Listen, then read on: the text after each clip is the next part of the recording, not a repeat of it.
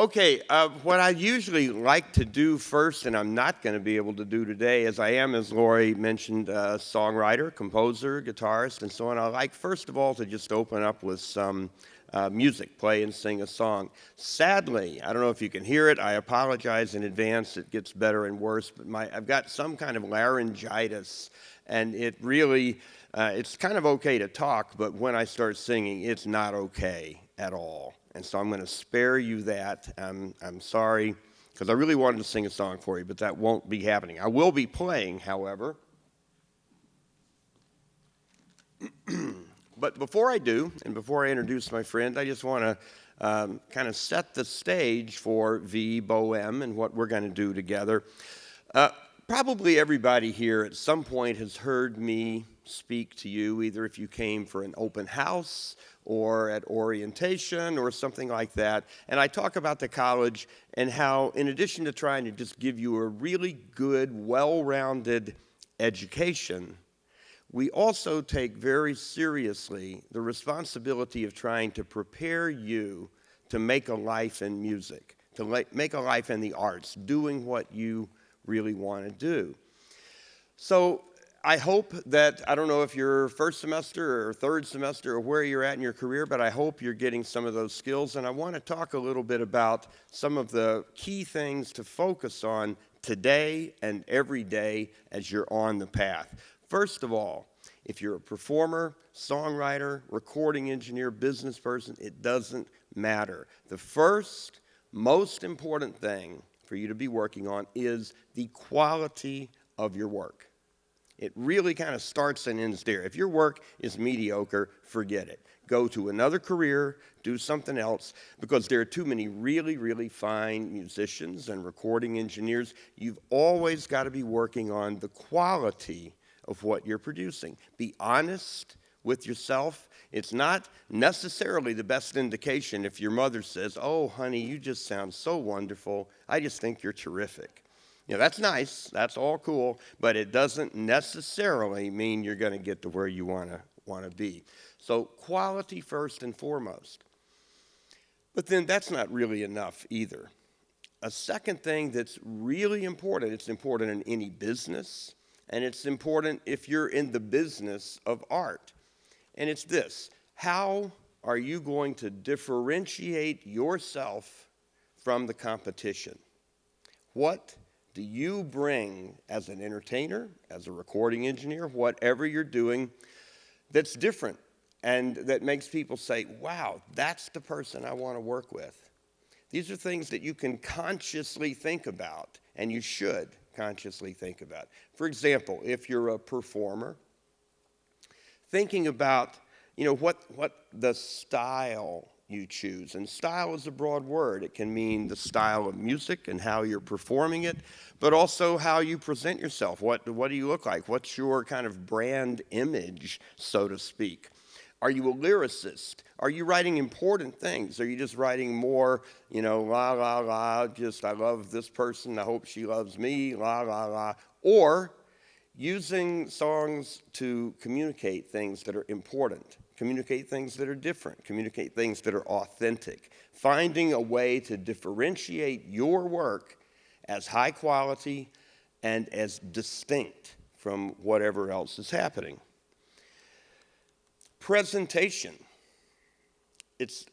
My wife and I went to Chicago last, I think it was March, with a couple of our terrific ensembles, two of the best performing ensembles in the school. And they really, truly did the college proud. They were fantastic.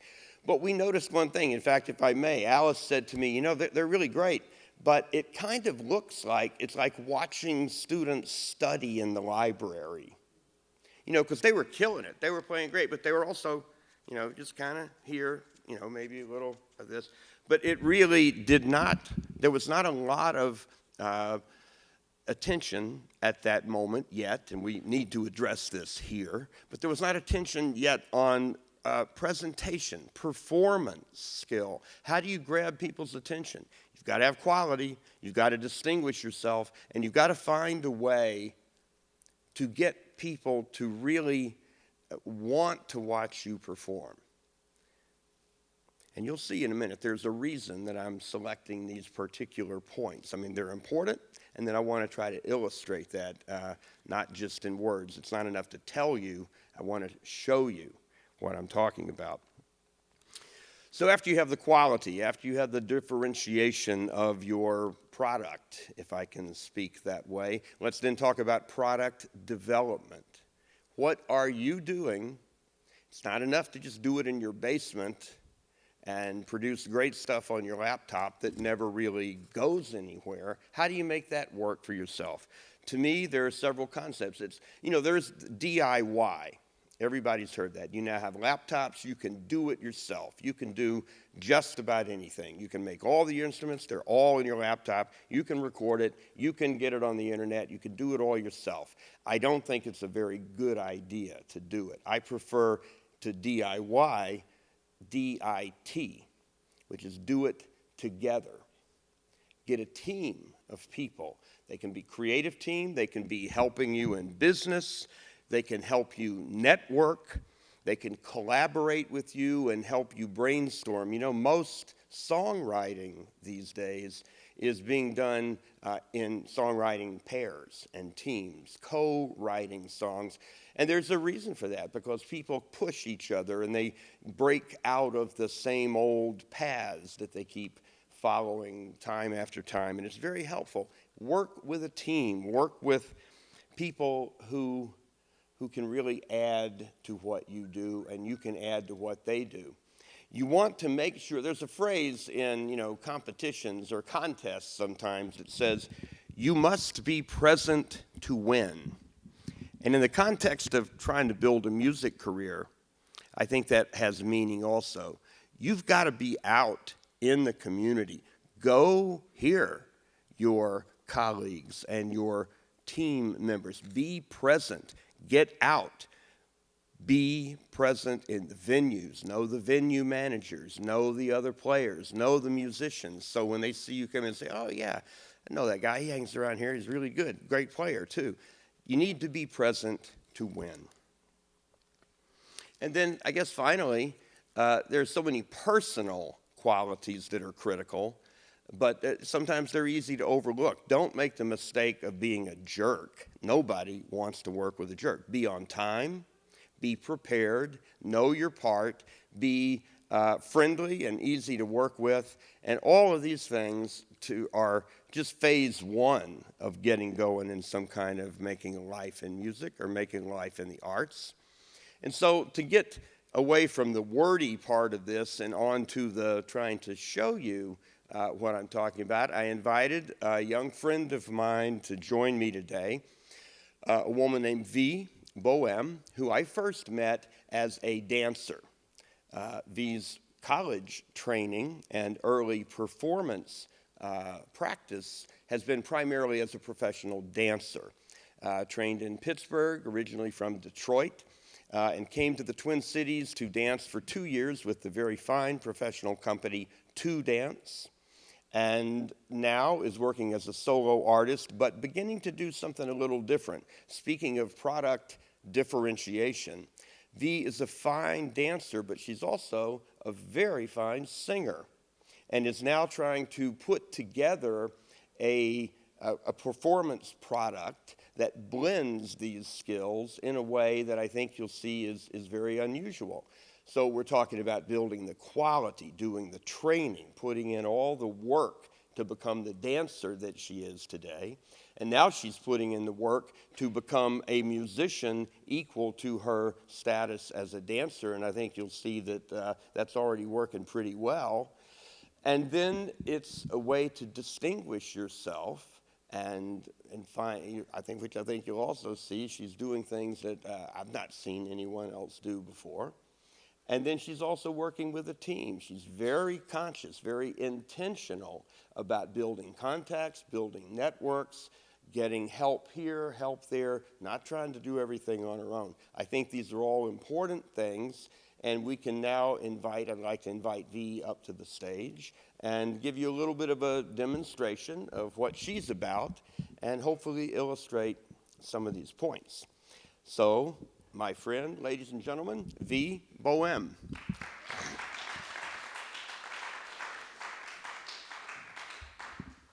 So maybe without further ado, if you like, we'll just start with a performance, a piece. This is a song that everybody's heard in some form or another, but this form's a little different. It's not the most famous version of it. A song called House of the Rising Sun. Hope you enjoy it.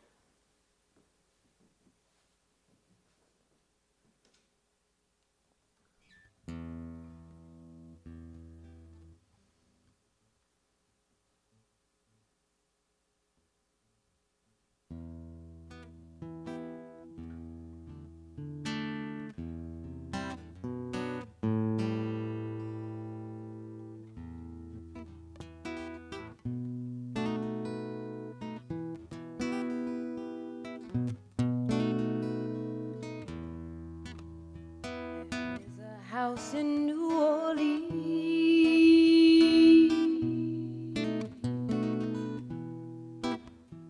they call it the rising sun,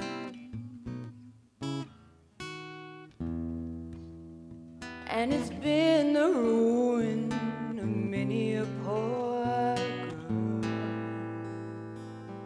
girl, and me, oh God.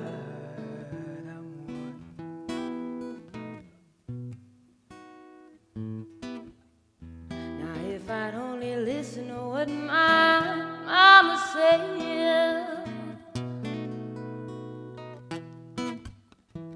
I'd be at home today.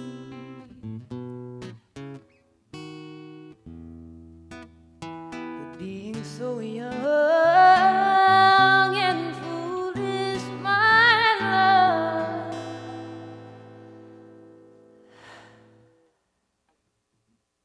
I let a gambler lead me astray.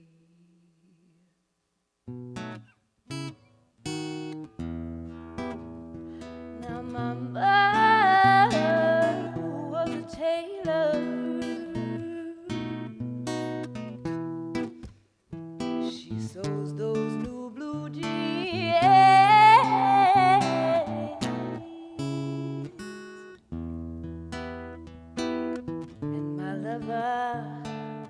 He's a drunken lord, drinks down in New Orleans.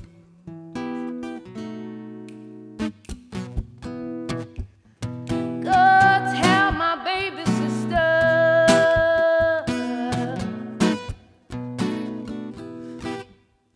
never to do what I have done.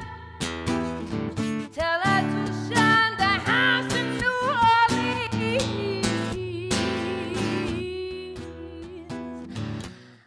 house of the rising sun. I'm going back. I'm going back to New Orleans. Back to the house, 'cause my race is won. Going back, going back, going back to the house of the rising sun. Yeah, yeah, yeah, yeah, yeah, yeah, yeah, yeah, yeah, yeah, yeah, yeah. Oh,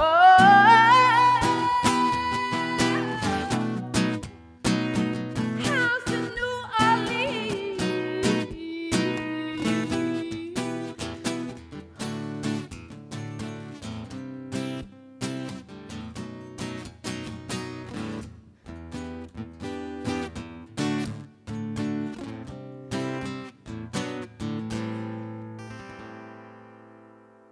Going back to the rising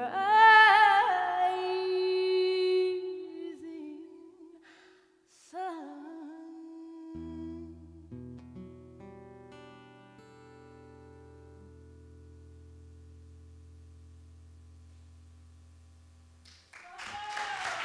Thank you.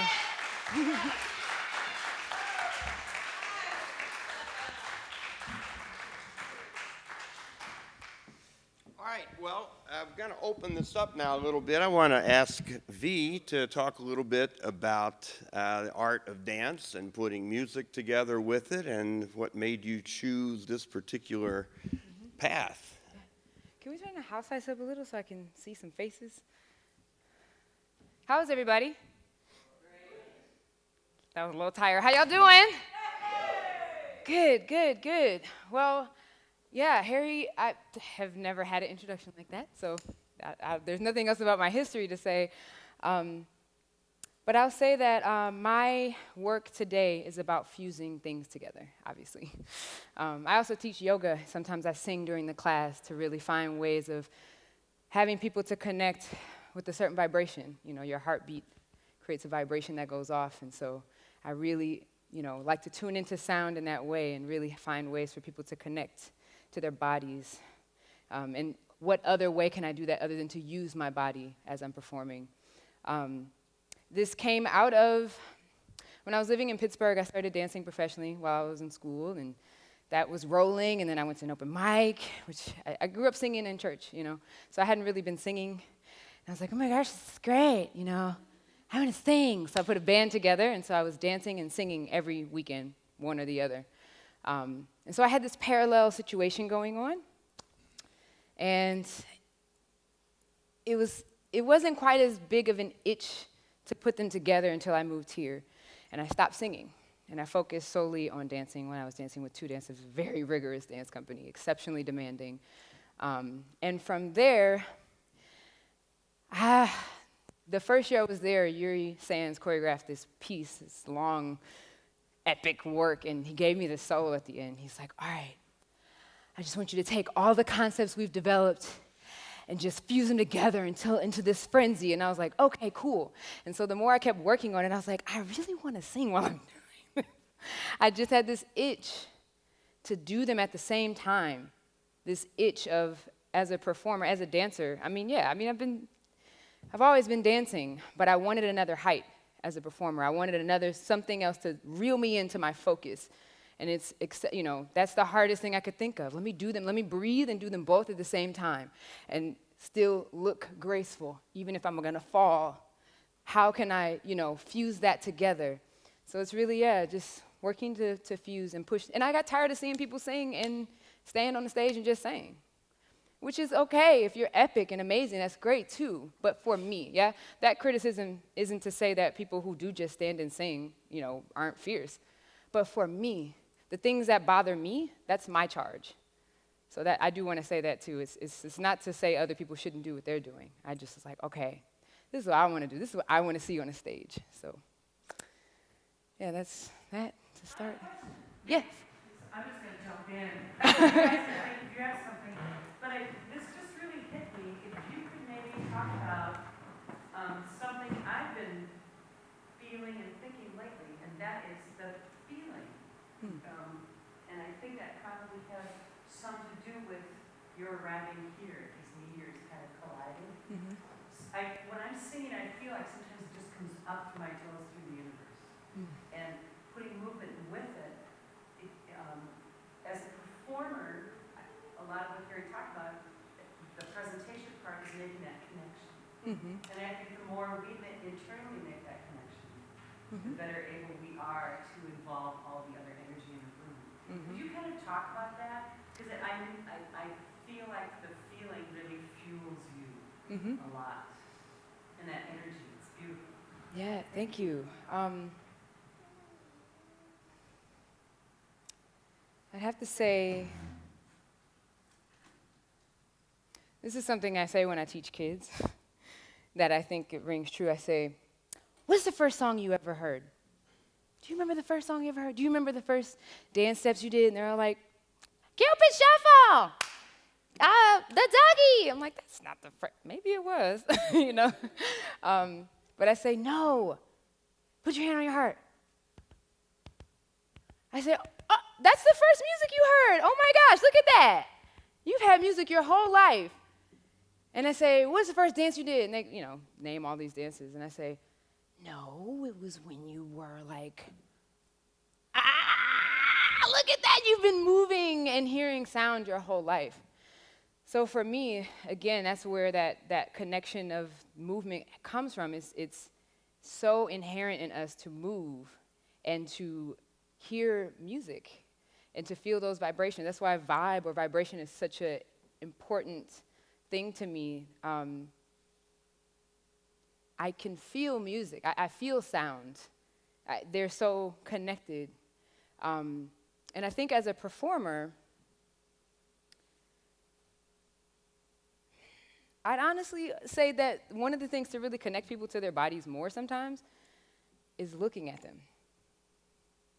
Really seeing their eyes as much as you can. Seeing people makes them aware of themselves and their bodies in another way. So whatever I'm doing with my body begins to have a feeling, you know.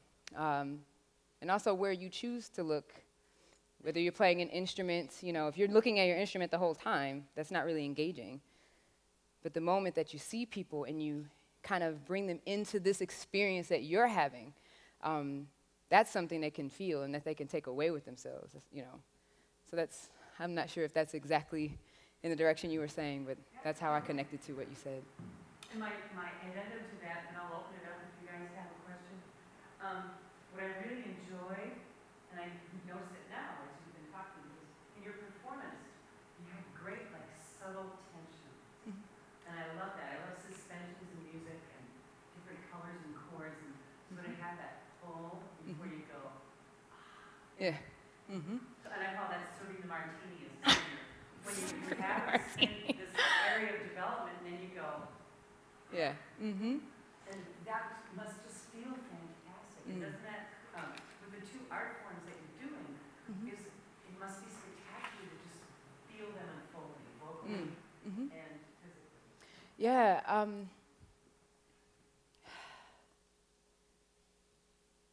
Those rise and the rise and fall that you're talking about, that kind of like arc of dynamics, you know.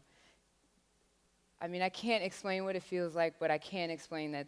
I can say that that's what's driving me, of like, you know, because if I improvise and I just dance by itself, I'm probably just going to keep moving. You know, I probably won't take any breaths, and I'll just be like, and I'll just be like going for it, and then after like 5 minutes, it's like, okay, you know. But you can't do that if you're singing at the same time. There has to be another level of intention and focus, or you'll tire yourself out. You'll lose your breath, or you know, to be responsible as an artist and as a performer for the rise and fall of my movement and my voice really, it feeds me to do that, you know. And then when there's a full band, you know, that's another element of like, when I start to jam and I start to improv, because I you know, die,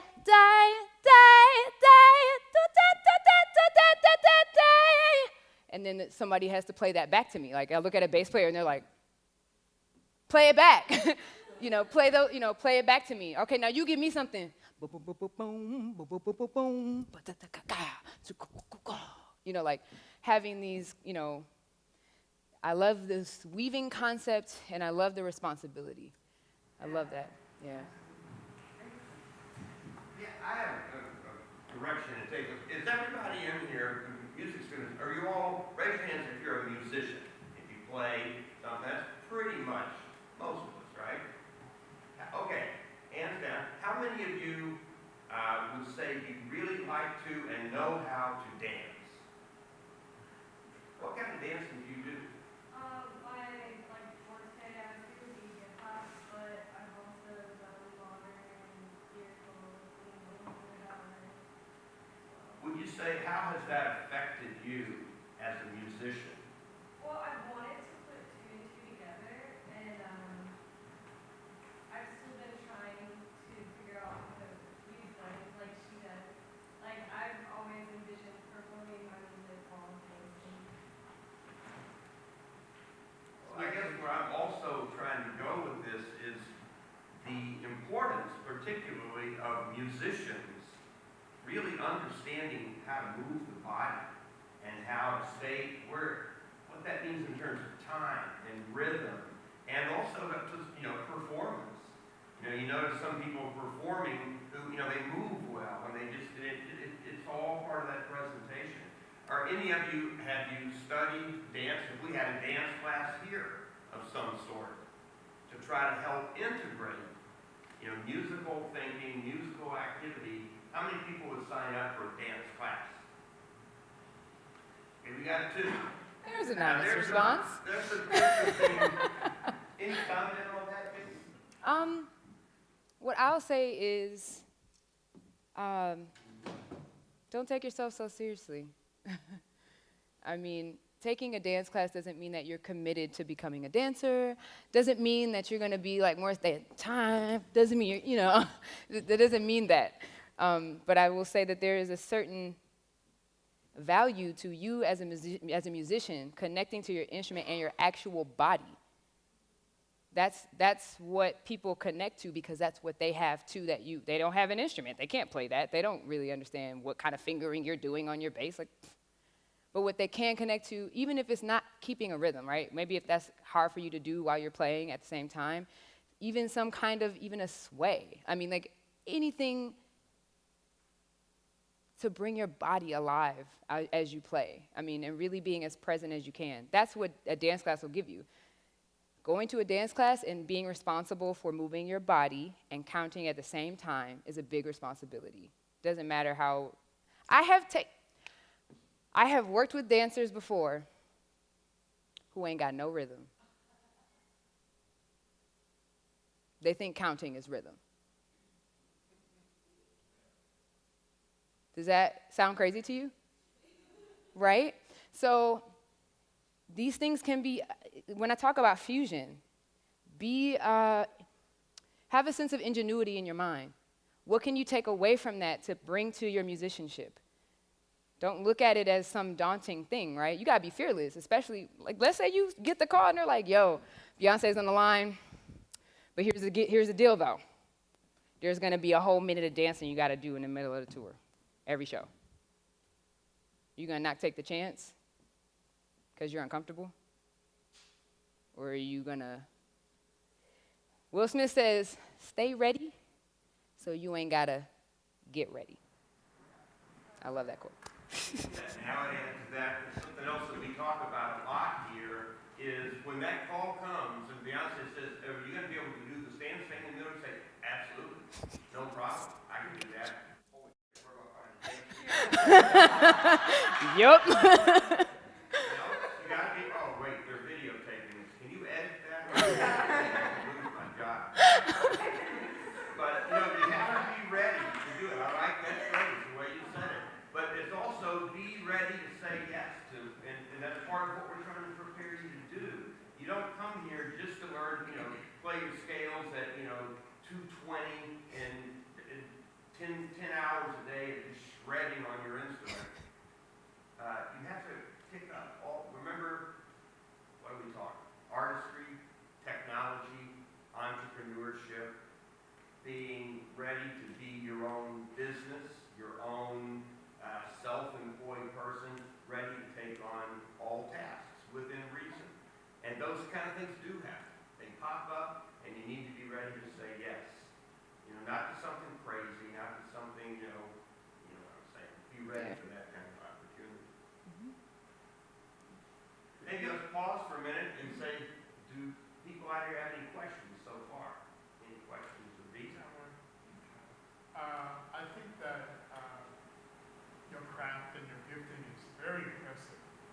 I was wondering, though, how you manage for the singing part of it to do that so well while moving. I mean, it seems like it would be very difficult for breathing, and there's so much technique in singing that it seems that they would almost fight. But you have conquered and mastered that. How do you do that? Well, I have two things I can say about that. One is yoga. I'm a yoga instructor, teach power yoga. And I really focus on, I teach my students to fuse and bleed your movement and breath together. Don't ever let it stop. Another, core kinetics is a kind of this term that I've coined as a part of, my philosophy in yoga. And that is It's focused on being strong from the inside out, from the core of who you are. And the kinetic part, right, the movement, is like keeping the movement going. Because the minute that you stop, you have to regenerate. So I always tell my students to keep moving. Keep moving. There's no end. Just keep going. So that practice of bleeding everything together constantly with my breath at the same time is really great preparation and helps with that. The other thing I'll say is my history. I grew up in Southfield, Michigan, and I went to church in Detroit 6 days a week. I used to joke with my mom, like, oh, we used to go like 3-4 days. She was like, no, you mean 6? I was like, oh, you right.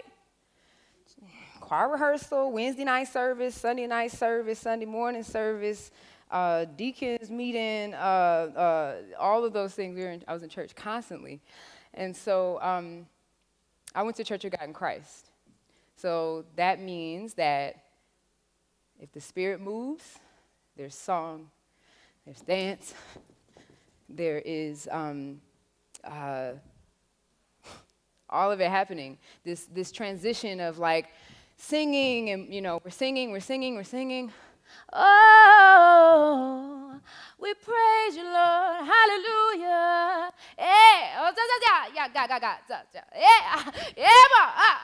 Which is almost like a scat, right? This experience of like you're jumping through rhythms and you're speaking in another tongue, and then all of a sudden you don't have any words left. So you're just moving and you're just dancing. So this was my school. This is what I'm doing is not new. And I was trained to watch that all the time. This transition, this energy of creativity flowing through singing, scatting rhythms, and moving.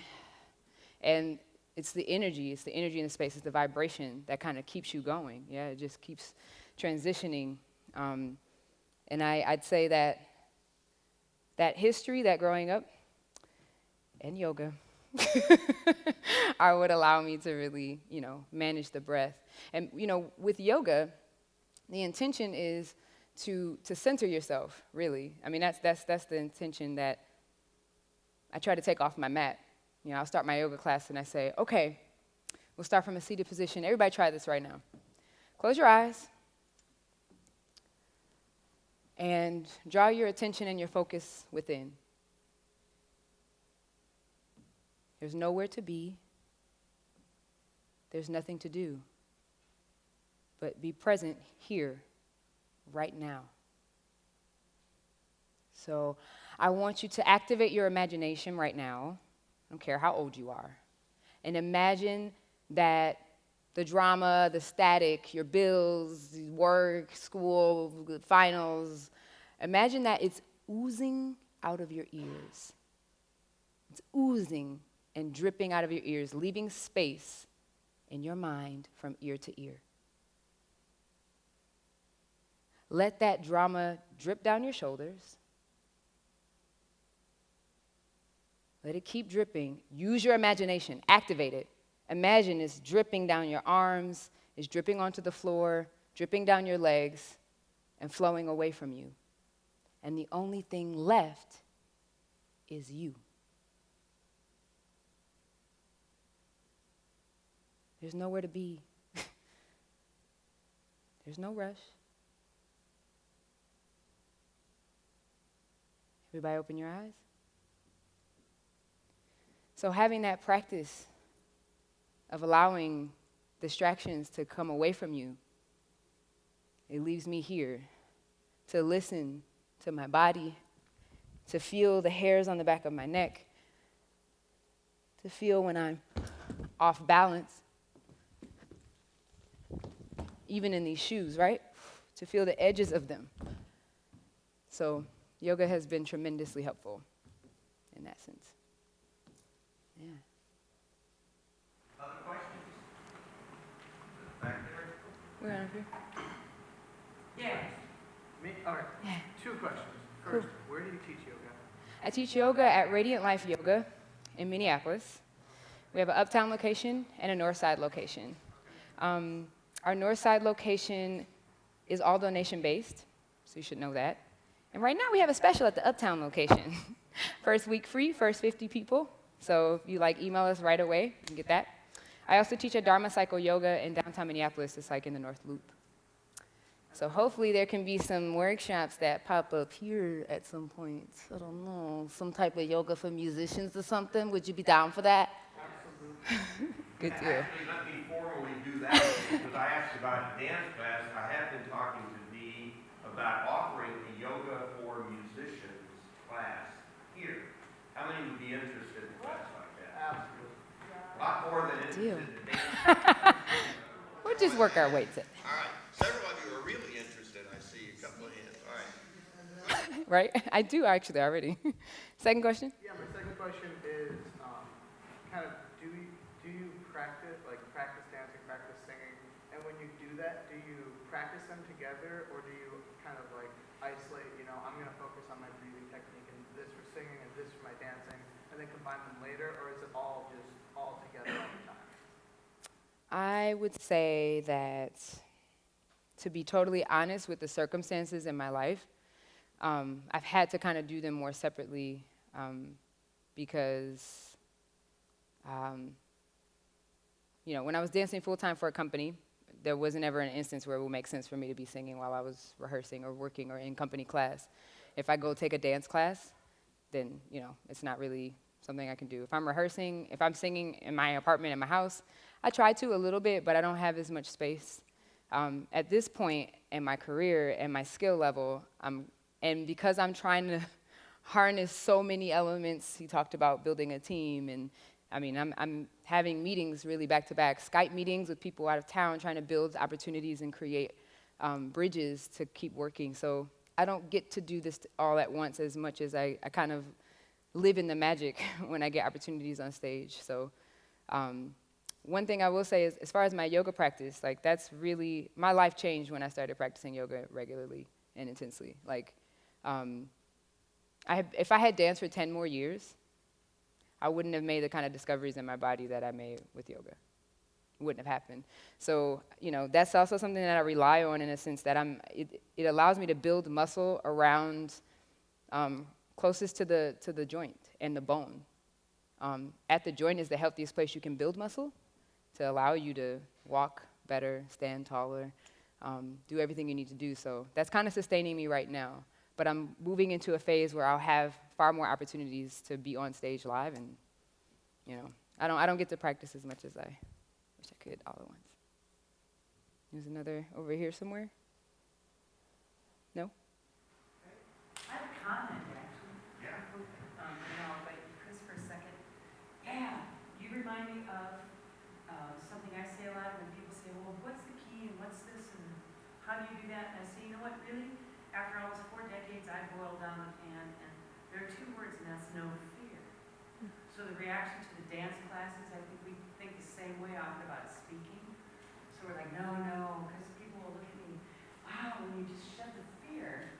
What happens, I think, is we have all these compartments. It's like I play the guitar in practices, I dance, I sing, and it's so refreshing. And with yoga, it's different because it's alignment too. It's inviting everything in.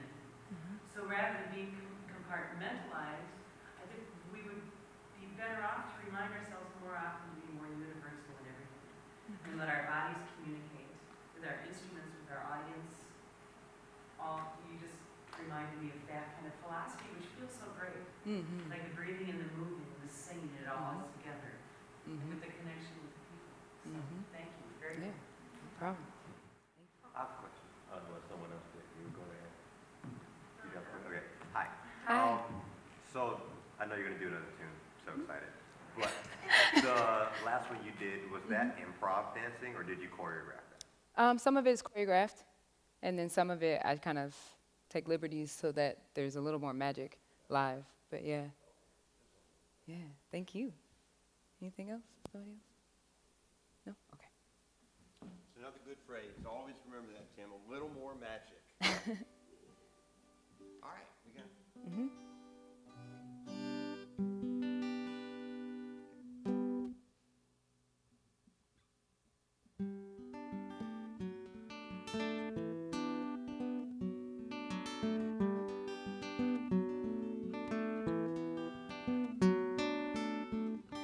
Took my love and I took it down.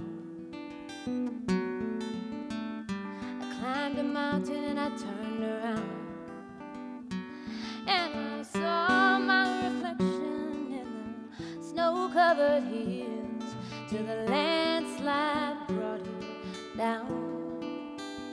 Oh, mirror in the sky, what is love? Can the child within my heart rise above? And can I sail through the changing ocean tides? Can I handle the seasons in my life?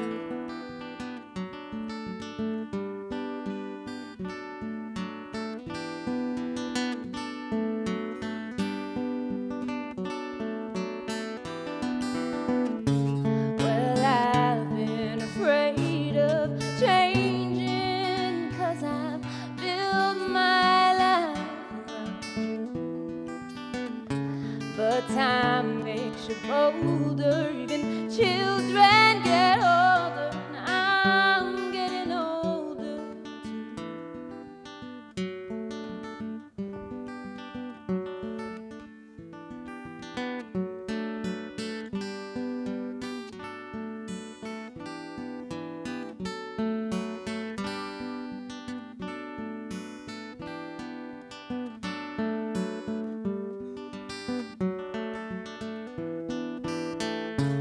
Well, I've been afraid of changing, 'cause I've built my life around you. But time makes you bolder, even children get older, and I'm getting older too. So take my love, take it down. Climb a mountain and turn around. And if you see my reflection in the snow-covered hills, well, the landslide will bring it down. And if you see my reflection in the snow-covered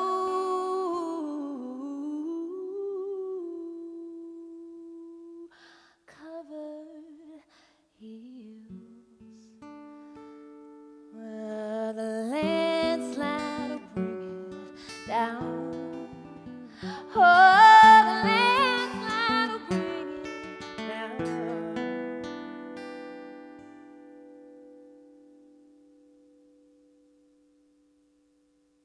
Peace.